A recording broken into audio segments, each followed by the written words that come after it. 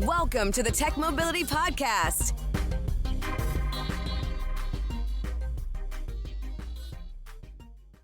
I'm Ken Chester.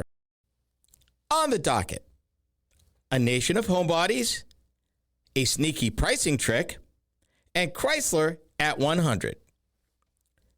To add your voice to the conversation, be it to ask a question, share an opinion, or even suggest a topic for future consideration, call or text the Tech Mobility Hotline. That number, 872-222-9793. Or you can email the show directly, talk@techmobility.show. Be sure to subscribe, like, and follow us on social media, our YouTube channel. I'm also on Substack too, and you can find that Ken, the letter C, Iowa. That's KENCIOWA.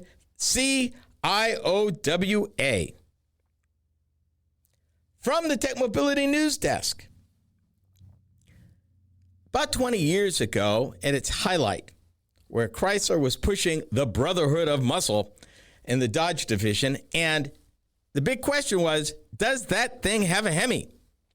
And in case you were wondering what all the big deal is about, it has to do with the type of engine that Chrysler pioneered in the 60s and early 70s. And it has to do, that whole thing has to do with the top of the piston being the type of shape, Hemi short for hemispherical, that it believed that that dome, the way that it's shaped, gave the engine more power. Hence, shortened to Hemi, a Hemi V8 was a more powerful V8 for its displacement and was a big deal and was a big seller.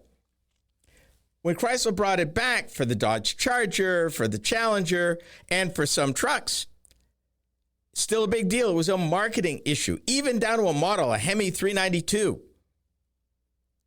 There's nothing like the sound of a V8. Any Hemi owner will tell you, particularly a Hemi V8. From the 340s and the 383s back in the day to now the 5.7 liter and the 6.4 liter that Chrysler had built right up till 2023. And then they didn't. They phased it out. In place of, they brought in a twin turbo V6 called a Hurricane. They had a standard output model and a high output model. But people lost their minds and they were up in arms. How dare you take the Hemi away from us?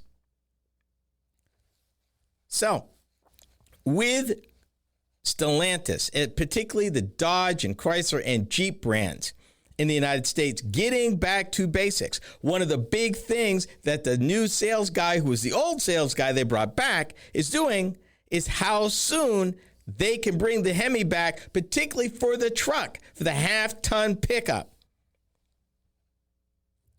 This is from Automotive News. Ram is bringing its vaunted Hemi engine back as an option on the 1500 pickup this summer after dropping it. I said 2023. I was wrong. They dropped it last year for this year. In other words, at first they were not offering it for 2025, but it looks like it's back on the menu for 2026. The 5.7-liter Hemi V8 with the mild hybrid e-torque technology will be offered on the 2026 Ram 1500 Tradesman, Bighorn, Express, Warlock, Laramie, Rebel, Limited, and Longhorn trims. But don't think you're getting it for free, though, people. The engine, available as a $1,200 upgrade, delivers 395 horsepower and 410 foot-pounds of torque, which is pretty decent. However, and I want to skip to this because this is just to give you an idea just how things are and what people perceive. Would you believe that the V6, the turbo V6 they replaced it with, actually the standard V6 Hurricane, twin turbo Hurricane they replaced it with, comes in at 420 horsepower and 469 foot-pounds of torque. And the high output V6 twin turbo Hurricane came in at 540 horsepower and 521 foot-pounds of torque. Way more than the V8 did. But people want the V8. The automaker saw an opportunity to make some money And they figured out how to do it. Originally, they thought it was going to take 18 months engineering. And why so long? Because in launching a new truck from then to now, it had a different electrical setup architecture, which did not support the engine. And they were trying to figure out how they were going to make this work. Long story short, it so happened that over in the Jeep division, they had a version of it that would work for the truck. So they were able to take what they thought was going to take 18 months, shorten it to 6 months, and put it in a Ram. The funny thing of it is, people are paying $1,200 for worse performance willingly. Ram estimates there's 3.6 million people driving a Hemi right now. And they did not want to alienate that group. They wanted them to come back. What blows my mind is, are you in it for the sound? Are you in it for the performance? Because the engine they replace it with is actually more powerful. If you opted for the high performance version, which, by the way, was the standard engine in some of the upscale trim levels that I just mentioned, you were getting something that was over 100 horsepower more and at least 70, 80 foot-pounds more torque. Standard. And you're going to pay $1,200 for less just because you wanted a Hemi on the side and a V8. And oh, by the way, should add this. The Hemi logo's not coming back. They've got something called, let me see if I can get this right. They've got an actual name for it. They call it the symbol. I'll find it. I thought that was kind of interesting, but what a way to make money. And trust me, automakers never want to miss an opportunity to make money. I'm trying to find this right here because I saw it and I was like, okay. They've got a little different logo with it. Oh, here it is. The symbol of protest, which is basically a ram head on a Hemi engine, and that will be your new symbol to know you've got a Hemi. To know that you spent $1,200 for worse performance. I can't. I'm just trying to figure that one out. And they're willingly going to give it to you because this is a case where the customer is actually shooting themselves in the foot. If you don't believe me, and I'm talking to you Ram owners out there that said you would never drive anything other than a V8. And oh, by the way, while we're on that subject, there is no announcement or plan right now to bring back the 6.4 liter Hemi V8, which really, if you're going to do it, that's the one I want. Because that one does have some serious performance to it. If they tweaked it a little bit, it'd be just a monster. And actually, the 6.4 actually develops more horsepower and torque than either the standard output or high output Hurricane engine. The 5.7 liter Hemi, which is the one you're going to get to pay $1,200 for in the 2026 model year, just so you said you could have a Hemi, produces less power than either engine, either standard engine. I don't get it. So you're going to hand them money. I don't know about you. My money comes hard, and I'm not trying to give my money away. But yeah, this is one case where people said they wanted it. They said fine. They were worried that people would actually leave the brand because they couldn't get a V8 in their pickup. Quick story. About 15 years ago, when Chrysler developed their new family of the 3.6 liter six cylinders and their 8-speed automatics. And I was driving a Ram pickup and the performance was so good, I just swore up and down it was a V8 underneath there. And I popped the hood. Nope, it was a 6. And it delivered better power and it delivered a better torque curve with that mating. Unfortunately, it was not a V8, but it worked. It took an engine that was ordinarily a dog and made it awesome with the right pairing, and it wouldn't have cost a whole lot of money. $1,200 for less performance, $1,200. I'm going to see how the take rate is and see if people actually figure that one out and if they change and say, maybe not. Maybe I'm okay with this Hurricane V6 turbo, simply because it will give me more power than I got now. Who knew? America is becoming a nation of homebodies. Why that doesn't bode well for the economy. You are listening to the Tech Mobility Show.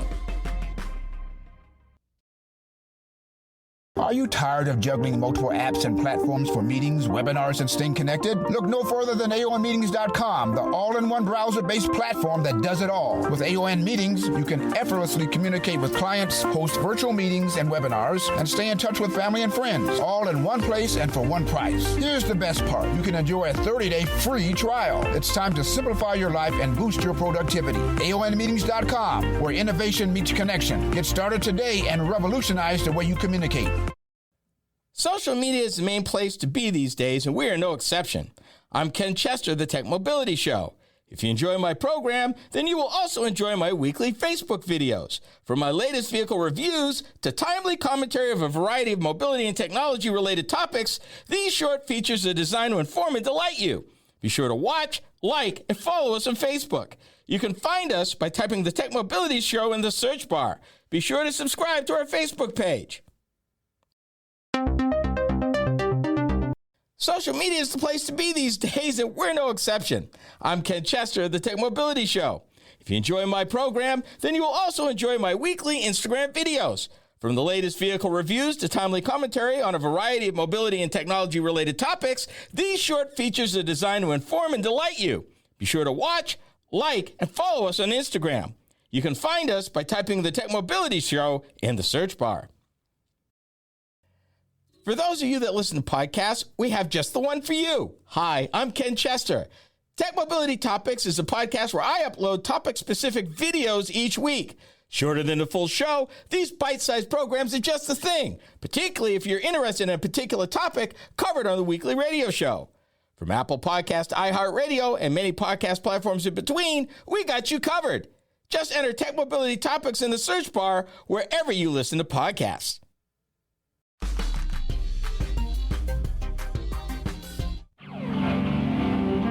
Can inspiration be comfortable? Can you navigate the world with ease? Yes.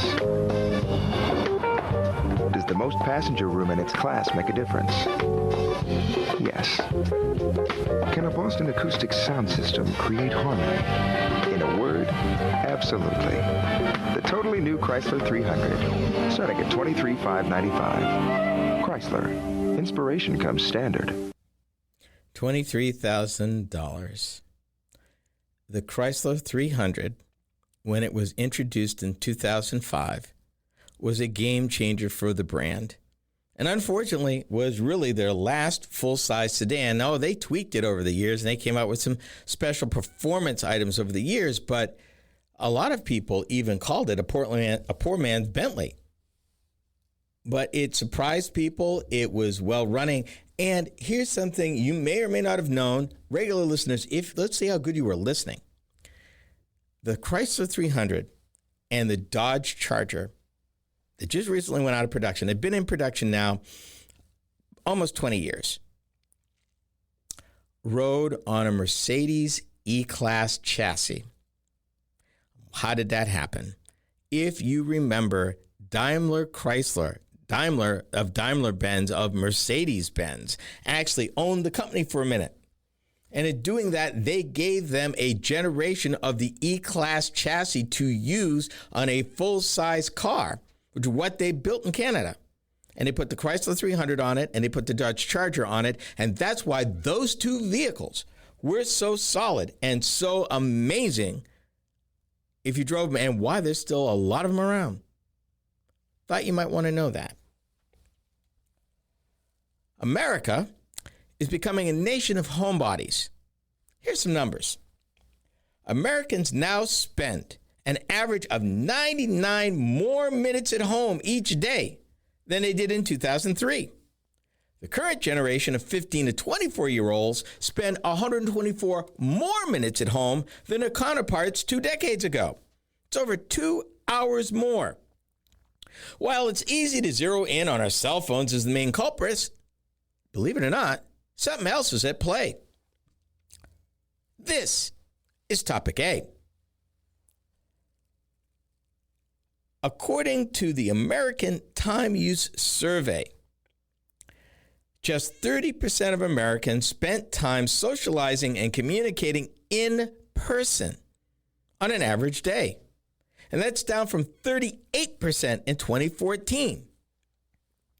And while you might poo-poo it, said, I don't want to fool with people, no way, that's okay, there are some very real consequences when that happens. Let's talk about the obvious for a minute. If people are not out socializing, if they're not out in the coffee shops, they're not out in the bars, if they're not out in the restaurants, that whole infrastructure shrivels and dies.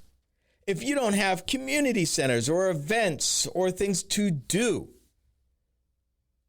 it tends to give you less of a reason to get out of the house. And the problem is, while there are rewarding things to do at home, like gardening and reading and playing with your kids or playing with the grandkids, statistics say that usually it's a more sedentary lifestyle. You're sitting there watching TV, you are not active, and you're by yourself.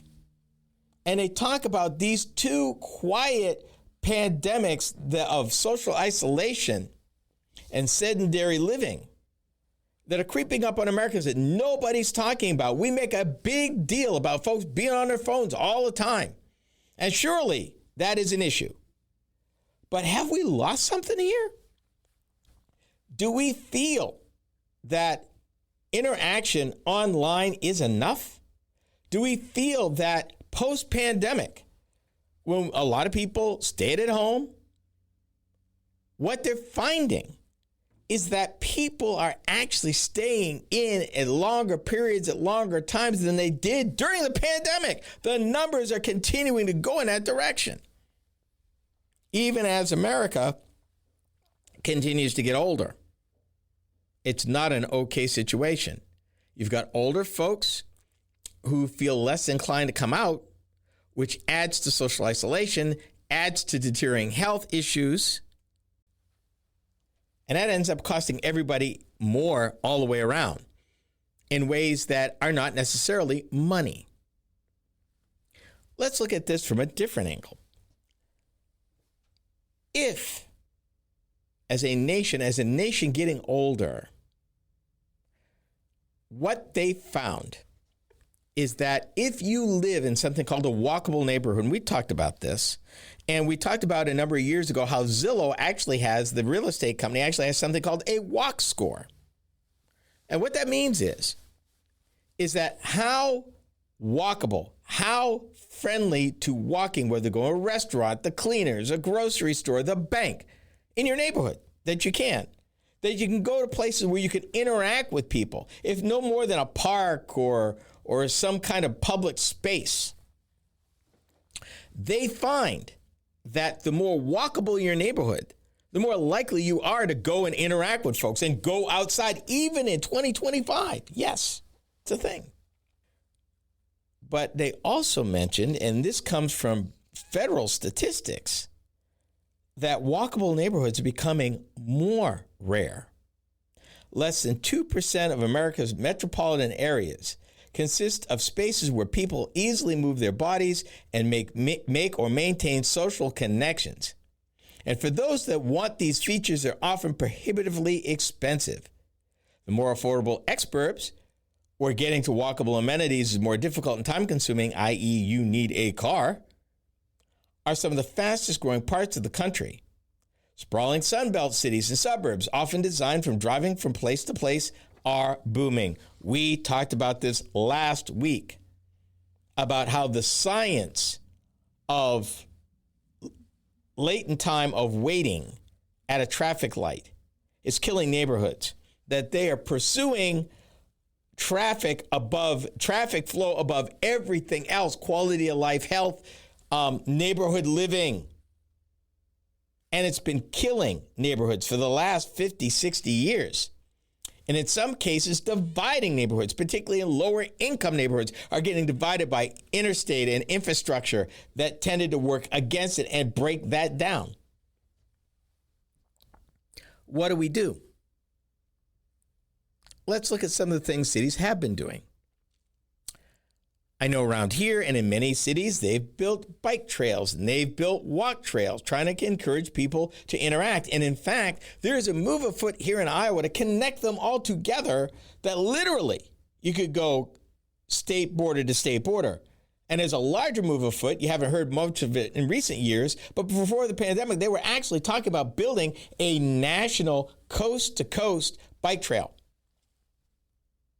And part of that would have come through Iowa. It is in your best interest, health-wise and mental-wise, to get out the house, to interact, to, as they used to say, go and smell the roses. And if for no other reason, go out and contemplate a tree. It'll do you some good. Fresh air will do you some good. Being out in nature will actually do you some good. We've reported on that because we care about you. We want you around a long time. Social isolation and sedentary lifestyle, two things that are killing Americans right and left. Particularly that against age, it's not okay. Companies are using the sneaky trick to maximize profit at your expense. This is the Tech Mobility Show.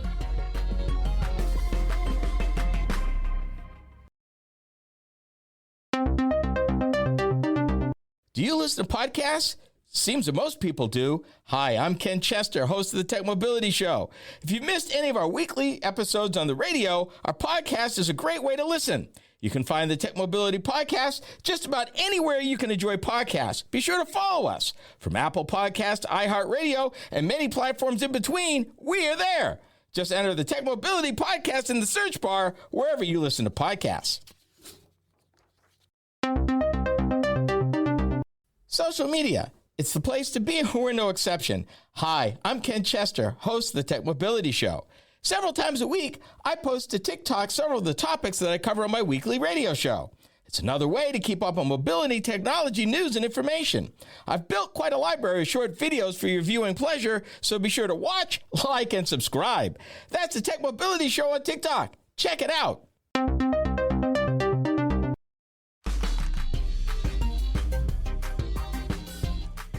It's no secret that companies are collecting data while consumers browse their websites. But some companies are actually adjusting prices for individual customers based on their personal data. Known as surveillance pricing, the practice has become more common in recent years. This is topic B. So let me get this straight. The company, if I am looking for a widget, and I happen to visit 3 websites looking for a widget, they're looking at certain information about me personal to adjust the price up or down of what they would charge me to buy that widget. In other words, I could be paying more than my next door neighbor for the same item for no other reason than it's me versus them. Talk about the ultimate in racial profiling. Oh my goodness. And right now, this moment, right now, this is legal. That's not okay. A growing number of companies embracing AI as a tool to make real-time price changes for individual customers. Yeah, I don't like this at all. I mean, I'm looking for the best price based on fair market. And I'm going to buy based on the best price. But if you're already reading me and you're trying to get me to spend $3, $5, $10 more for the same item, and then maybe I talk to my neighbor, I don't know, 3 months from now, and we both bought the thing, and they tell me from the same store that they paid $10, $15, $20 less than I did, I'm not okay. I am not okay. Last month, Representative Greg Cesar of Texas introduced the Stop AI Price Gouging and Waste Fixing Act of 2025. Now, there are some states, California, Colorado, Georgia, and Illinois, they've proposed similar bans. But Cesar's bill is the first one at the federal level. Here's a quote from him. Giant corporations should not be allowed to jack up your prices or lower your wages using data they got spying on you. Let me stop right there. I said it a million times, going to say it again. Personal data protection against big data. Personal privacy. Big deal with me. Big deal with me. We have no comprehensive federal laws that protect the consumer relative to what data is out there and our control of it. We got piecemeal. We got this, we got that, we got the other. And then we're subject to the whim of whatever administration is in power, whether or not we get protected or not. Some are better than others. Some swing the business way, some swing our way, but it's not consistent. This, at best, is just a drop in the bucket because the issue is not necessarily surveillance pricing. It's, wait a minute, I'm the data. I want control over what you're doing about what you know about me. You're tracking everything. You're tracking my keystrokes. You're tracking my credit card use. You're tracking where I go, where I buy, what I've bought, what I've looked at. That's not okay. And for your benefit, I don't get any benefit. You're using that against me to optimize your profit. That's not okay. You're eliminating my ability to choose and to comparative shop by using AI against me to track me. Now, add in everything else we've talked about over the years, license plate readers, face recognition software. Heck, Ring cameras for Pete's sake. And then using AI on top of that for further analysis. We don't even know, out of all the information that's out there about you floating in the world, who is condensing that, controlling that, packaging it, and selling it to somebody else. They're selling you. Are you seeing any of that money? No. Are you being impacted by it? Yes. It could be insurance rates. It could be your mortgage rate. It could be the rental property you're looking at renting. It could be the car you're buying. Clothes, where you do business. All of that impact in ways you didn't even realize that you were being manipulated. They got the data on you. Did you ever think it was strange that as your credit line or your FICO number improved, all these offers just flooding. And I've noticed that. And they're ridiculous. But here's something else. Have you looked at the rates that they're getting? Good rates are between 13 and 27%, but there are some credit card companies out there right now that will charge you 35.9% with minimums and late fees. That shouldn't even be legal. But they're pegging you. And they want to catch you when you're desperate, when you need to make a move. And they know when that is. That's when they're going to have the offer. That's when they're going to have the hook. That is when they're going to get you while you're down, while you're not paying attention, while you think it's the way out. You don't believe me? Let me give you an example. Let's just say middle-class family. We already know statistically, according to the Federal Reserve, that the average American family does not have enough money to live on for 3 months in the bank in case of emergencies. Don't have it. So the car breaks down. And maybe they're out there either looking at parts to get or shopping maintenance companies. And then suddenly an offer comes up for a credit card because they know you're short. And it would offer you just enough credit to get the vehicle fixed. But here's what they know. They already know your behavior. They already know how you're going to pay. And they already know how much money they're going to make from you. But they offered it because they knew you were desperate. They knew you didn't have the cash. They knew you were looking for a lifeline. And here it comes. And you think it's the greatest thing. They got the hook. But you didn't see the fact that it was 35.9%, and you didn't see the fact that there's a late fee, and that late fee kicks in at 25 days, not 30. One of the other little tricks the credit card companies like to play on you, their cycles are shorter than you would think. They're shorter than a month. And they get you in that 5 days. And they will charge you late fee and then interest on the late fee, which triggers an overlimit fee when you go over. Yeah, that thing. they've gotten real sophisticated with this. And this is just one piece of it. Companies engaging in surveillance pricing use customer data taken from cookies, text files containing data, or tracking pixels that continue to follow you after leaving their websites, which provide information on your online activity, preferences, location, and device. This data can then be analyzed by AI programs to help companies determine a personalized price for their products or services. The ban would impact, the one that the congressman is proposing, that the pricing systems of numerous retailers that reportedly engage in the practice, from businesses that increase prices for pickup orders when you are close to a store, to ride booking apps that charge more when your phone battery is low. Can you imagine how diabolical that is? They know you got to make a choice, and you got to make it before your phone goes dead. So here it comes, and it's going to be higher. That ain't right. The article talks about Delta Airlines recently came under fire for plans to expand its use of AI-driven pricing. Oh my God. Chrysler 100. What's next for the story nameplate? We are the Tech Mobility Show. To learn more about the Tech Mobility Show, start by visiting our website. Hi, I'm Ken Chester, host of the Tech Mobility Show. The website is a treasure trove of information about me and the show, as well as where to find it on the radio across the country.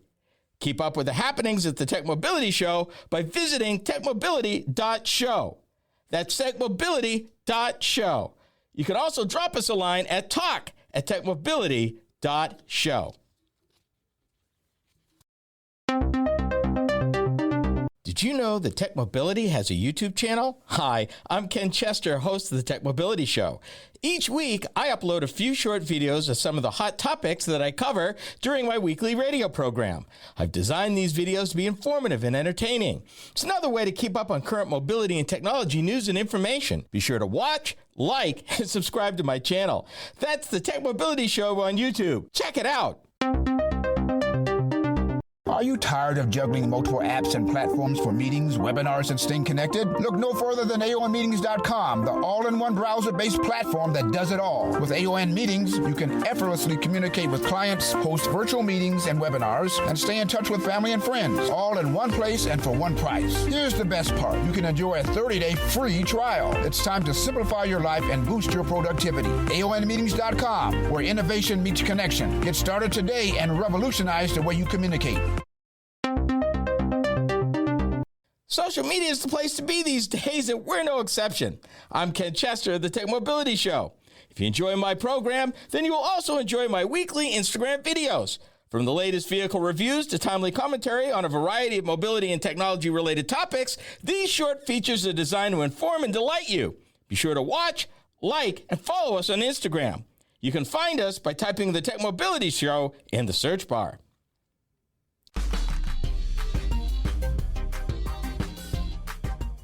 Extra care in engineering. The tagline for the Chrysler Corporation back in the day, a big three automaker that was then based in the Highland Park neighborhood of Detroit. Engineering from the beginning is what gave the fledgling company an edge in an otherwise bruising market environment, where many of former auto visionaries' dreams never made it past the concept stage. So, does the 100-year-old Stellantis nameplate have a future? This is Topic C. This is a subject that's near and dear to my heart. I loved the Chrysler Corporation. I wanted to go to work for the Chrysler Corporation when I was in college, back in the day. I got into all of this that I'm doing now. I was 6 years old. I've told this story a million times, but I'm going to tell it to you again because I still remember it. I don't know whatever happened to my first grade friend and his mom. He was being raised by a single mother. They were living in Fitchburg, Massachusetts. It was the fall of 1964. And Mark Ronenberger's mom bought a brand new 1964 Plymouth Valiant four-door sedan in medium blue. I got in the back seat of that car and I fell head over heels in love. And that started my love affair with the auto industry and everything else I've been doing all these years since. By the time I was a teenager, I owned a 1965 Plymouth Valiant 200 four-door sedan. Only mine was red. Love that car. Chrysler. It breaks my heart to see where it is now. They have one product, a minivan that they have not updated in almost 12 years. I mean, seriously updated. The Pacifica has been out in the marketplace. And honestly, to be blunt with you, has been eclipsed by better. If you've ever driven the Toyota Sienna, which is a hybrid, it's like driving a mini limo. It's amazing. Kia has the Carnival. Honda still builds the Odyssey. They're not building the volume that they used to in the minivan market, and when Chrysler owned the minivan market. But here they are. Now, I thought there were some signs of life with Chrysler when they came out a few years ago with the airflow concept, and it was white. And I said, if you build that, I'll buy it. I loved it. Then the next year, they come out with a black one, which looked totally ugly. I'm like, what did you do? And then it just kind of went away. I am not convinced, and I'm looking at an automotive news article where they've basically interviewed the chief designer for Chrysler. I'm not convinced in this present world, and it breaks my heart to say this, it really does, that there's a place for Chrysler. I don't see it. I mean, in the interview, they talk at length with the designer and, what designer stands out to you? What are the most impactful designs in Chrysler's history? Where do we go from here? What was real telling when the reporter asked the designer, which Chrysler designers stand out to you? And the first one he mentioned was Virgil Exner. Virgil Exner coined what they called the forward look. That was back in the 1950s, almost 70 years ago. Then he talked about the period of the 90s, and Chrysler was on a roll in the 90s. But guess what? That was 30 years ago. Where is the money, the product, and the will to build a brand that has basically been hollowed out? Chrysler was created from the ashes of the Maxwell Motor Car Company, and they bought Dodge in 1925. The Chrysler 6, which was an engineering marvel in 1924, was actually built by Maxwell. Chrysler brought 3 young engineers in, and they developed a low-cost, high-performance car, the Chrysler 6, which that year in 24 outsold the Maxwell 3-1. The next year, they rolled the name of the company over, and the Maxwell Corporation became the Chrysler Corporation of Delaware, and they bought Dodge the next year. And they brought Plymouth out 3 years later, and they brought DeSoto out about the same time. In the 30s, in the midst of the Depression, they came out with a revolutionary car called the Airflow. It looked like nothing else. It drove like nothing else. And it was way, way, way ahead of its time. But they were willing to take a risk. But that's when the company was still independent. Chrysler's had a number of owners in the last, 30 years. I won't even give you the rundown, including being broke. In order for Chrysler, in order for this designer to even come up with something, some basic questions have to be answered, which was outside the purview of this automotive news article. And really, I thought I'd take issue even with the headline. The headline is 100 years in, Chrysler still striving to innovate. No, they have nothing. And what they need right now is they need some platforms. Okay, Stellantis has developed a couple of platforms, EV and some that can run, which are agnostic. It can run gasoline, hybrid, electric. Question is now, number one, what are they going to build on them? Number two, even if you have a vehicle, the dealer body has been neglected for so long. And most Americans now have no knowledge of the heyday and the sophistication that Chrysler name was associated with in its heyday. So while that represents an opportunity, it could, because now it's a clean slate. You can pretty much define it any way you want to. But do you have the money, the will, the product, the time, and the dedication to bring it off? Dodge is in the same trouble. Do you have the money? When Carlos Tavares became head of Stellantis after the merger, and he said, we've got 14 brands, we're going to support them all. And I said, no, you lie. You can't. You don't have the managerial talent. You don't have the engineering talent. You don't have the assembly plants. You do not have what you need to do that. You're going to have to make some decisions and pick some winners and losers. Nothing in this article gives me hope. It is nice to hear that the chief designer has dreams. But the auto industry is unforgiving and capital intensive with long lead times. You need to capture the public's fancy, and everything needs to be firing the cylinders. You need to get the dealers excited again. You need to get suppliers excited again. You need something that is going to basically catch the interest of everybody, and ain't nobody standing still, including a lot of the new EV manufacturers coming in with brand new product and brand new ideas and not linked to any legacy things at all. Extra care in engineering. That was a sense of pride for the Chrysler Corporation. Even as they had their ups and downs, they could point to a lot of firsts. A lot of them worked, too.